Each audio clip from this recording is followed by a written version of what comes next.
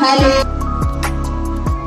તો કિડ આપણને કોણ ટચ કરી શકે છે ત્યાં? મમ્મા એન્ડ ટીચર.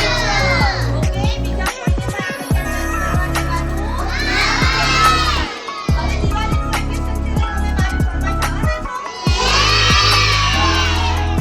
મારે કોઈ પણ અજાણ્યા વ્યક્તિ પાસે તમારે પાસે બેસવાનું કોઈના પણ સામે કપડાં ચેન્જ કરવાના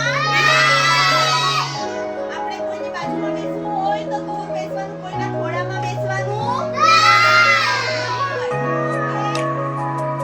પછી તમે સ્કૂલે બેઠમાં આવો છો? પછી ઓટોમાં જાઓ છો બારે?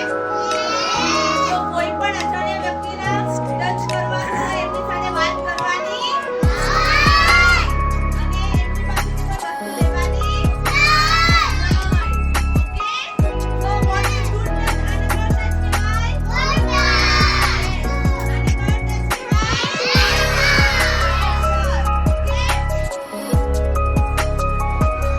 એન્ડ કિડ્સ, તમે ડોક્ટર પાસે જાઓ છો?